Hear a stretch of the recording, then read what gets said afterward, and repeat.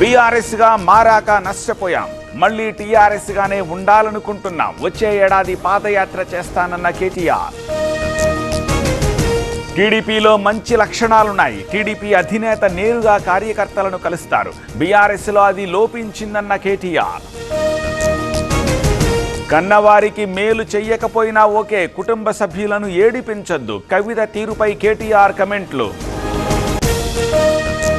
బీజేపీతో ఎట్టి పరిస్థితుల్లోనూ పొత్తుండదు, 10 ఏళ్ల పాలనలో ప్రజలతో మాకు దూరం పెరిగింది, గ్యాప్ను నివారిస్తామన్న కేటీఆర్. కాళేశ్వరం రిపేర్లపై ఉత్తమ ఆదేశాలు, నిర్ణీత గడువులోగా పూర్తి చేయాలన్న మంత్రి, మరమ్మతు పనుల కోసం స్టీరింగ్ కమిటీ. వైసీపీది రాజకీయం కాదు ఉన్మాదం, గొడ్డలిని జెండాగా చేసుకున్నారన్న నిమ్మల, అభివృద్ధిని అడ్డుకుంటున్నారని ఆరోపణ. తల్లిదండ్రులు కావాలనే మీ కలను నిజం చేసుకోండి. 49 ఫర్టిలిటీ సెంటర్ లో ఉచిత అల్ట్రాసౌండ్ స్కాన్ మరియు ఫర్టిలిటీ స్పెషలిస్ట్ కన్సల్టేషన్ అందుబాటులో ఉంది. కేవలం 999 రూపాయలకు fertility assessment package, AMH test మరియు స్పర్మ్ టెస్ట్ తో. పరిమిత కాల ఆఫర్. ఇప్పుడే కాల్ చేయండి 7416106106. 49 అంటే సంతానం, 49 అంటే సంతోషం.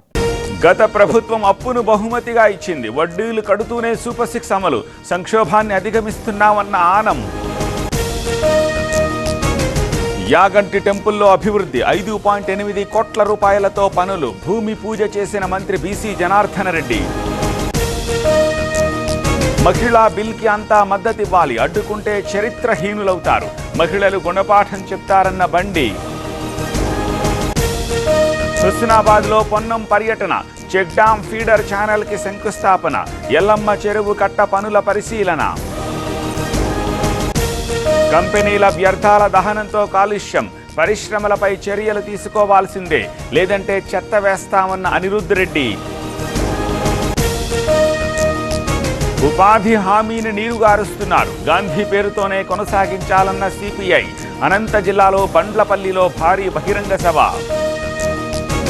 సుబ్బారావుపై పంజగుట్ట పిఎస్లో మంగ్లీ ఫిర్యాదు, తనపై అసత్య ప్రచారం చేస్తున్నారని ఆరోపణ, కేసుతో ఎలాంటి సంబంధం లేదన్న గాయని. సంగారెడ్డి జిల్లా ఐలాపూర్లో కూల్చివేతలు, పక్క అపార్ట్మెంట్లో భయాందోళనలు, భద్రతా చర్యలు తీసుకుంటామన్న హైడ్రా. రాజమండ్రిలో రౌడీలకి కౌన్సిలింగ్, 200 మంది రౌడీ షీటర్లు హాజరు, గొడవలకి దూరంగా ఉండాలన్న పోలీస్. విశాఖ యారాడలో స్థానికుల ఆందోళన, జట్టి నిర్మాణం వద్దంటూ నిరసన, పర్యాటకంగా అభివృద్ధి చేయాలని డిమాండ్. తెలుగు రాష్ట్రాల్లో పెరిగిన ఎండల తీవ్రత, 40 డిగ్రీలకు పైగా నమోదవుతోన్న ఉష్ణోగ్రతలు, కడప జిల్లాలో 43, గద్వాలలో 41కు పైగా నమోదు.